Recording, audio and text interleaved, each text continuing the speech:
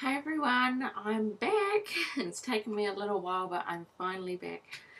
So this is my very first mummy diary, 1 week postpartum. And here's a little guy. Hey, do you want to say hello to everyone? He's ready for a feed, so I'm going to have to feed while doing this. So this is Roman. Say hello everyone. He's a little bit yellow still. I've got to put him in the sun and feed him lots. Try and get rid of the jaundice. Say hi. He's so beautiful. He's got the hiccups. So I can't believe it's been over a week already. I'm just going to feed himself with the screen up. The first few days were just crazy. My blood pressure absolutely soared, and I had to stay in hospital for about 3 days after he was born. And here we go, buddy. My boobs are so big I have to feed him in the football hole. Sorry, what was I saying? I just stayed in hospital a few days after he was born because my blood pressure was not going down, and got the hiccups. And Roman was also having trouble latching on as well, which was a little bit of a problem at the start, getting some food into him, but we got there, didn't we, eh? Didn't we, buddy? We got there. Now he's latching on absolutely fine, so we've got no problems with that. A few days in hospital were terrible for me. I hate staying in hospital. I get bored, I get depressed, and each morning they keep coming in and saying, "You're not going home today." And finally, about 3 or 4 days after they kept telling me that, I just lost it, and I just bawled my eyes out, and I said, "I need to go home." This is on Wednesday. And so they talked to my midwife, and my midwife agreed to come all the way out to my house, which is quite a while away from where she is, to come and check my blood pressure each day. She hasn't come out today because we had a massive snowstorm last night, and the roads are closed, I think, or she's been snowed in anyway. But it's been really high, and I'm on all these different medications. And then yesterday I got my blood pressure checked, and it absolutely dropped, like really low. It was 114 over 58. So they were a little bit worried about that, because usually my blood pressure is really high, like 140 over, usually anywhere between 92 and 110 for the bottom number.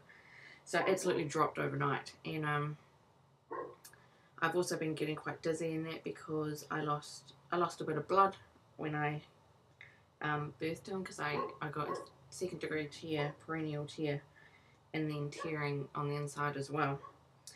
So I went into theatre, but I'll tell you all of this in my main labour and delivery story. But I lost a lot of blood, so I'm on iron tablets just to get me to perk up a bit again, because I've been a bit, a little bit dizzy, a little bit tired. Doesn't help that you're up all night. No, doesn't help. He's confused his days and nights as well. During the day, he will sleep and sleep and sleep and sleep, and I have to wake him up. I have to wake him up 3 hourly because of him being a bit early. He's 3 weeks early, so it's nothing major. And so I have to get him up every 3 hours to feed him, try and get rid of this jaundice. And at night he is awake, so he's got a bit mixed up with his days and nights, but that's alright. We'll soon get into a proper rhythm. It has only been a few. What are we today? Monday. So he's only 10 days old. I was about to go into my labour and delivery story. I'll do that in a second. So, for postpartum wise, my stomach's gone down real fast. My uterus has shrunk back to its normal size already, which is fantastic. So this is 10 days post-birth. So I still got a little bit of a chubby lump there.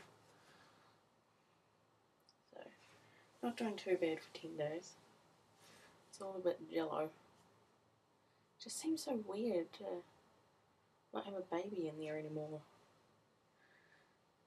I kind of miss having a pregnancy tummy. Now I'm just going to have to work on all these flabby bits.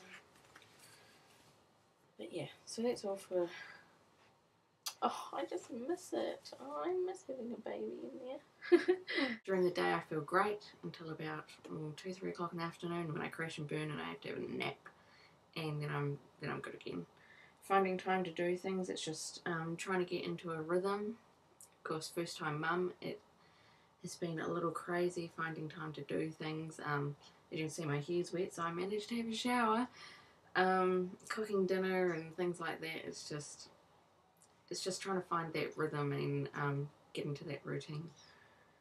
I had a friend here, Stacey, come for 2 days, which was a huge help, cooking meals and tidying up and things. It meant that I could just focus on napping, which I found really hard to do during the day, and looking after Roman. Stitches are healing. They're a bit sore, but they're finally starting to heal. They're going to disappear on their own. What are they called?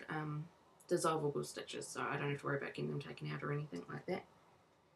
Roman only lost like 100 or 200 grams, I think, in the first week of being here, so that's really good. And he's settling in really well with the breastfeeding now. I don't usually know what to talk about in these postpartum things, but also in another video I'll talk more in depth, but just the whole infertility journey that we've been on is just, I can't believe it's come to an end. It's finished. Like, we have a baby now, and it just makes me feel so emotional, like, to think that 3 years ago. Yes, you're beautiful. You're beautiful. 3 years ago we started trying for this baby, and I just can't believe that he's here.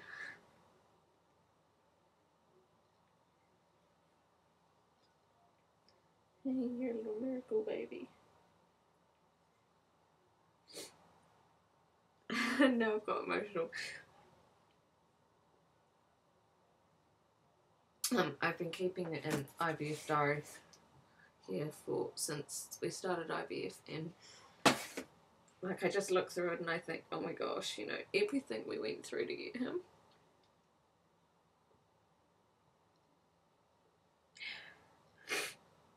But it was an amazing journey, and I'd never redo it. As in, like, I wouldn't change anything, because he was so worth it. It's very happy down here having a drink. So I thought I'd just come on here and say that I'm still here. And yeah, thanks guys for watching, and I'll get back to you soon. See ya.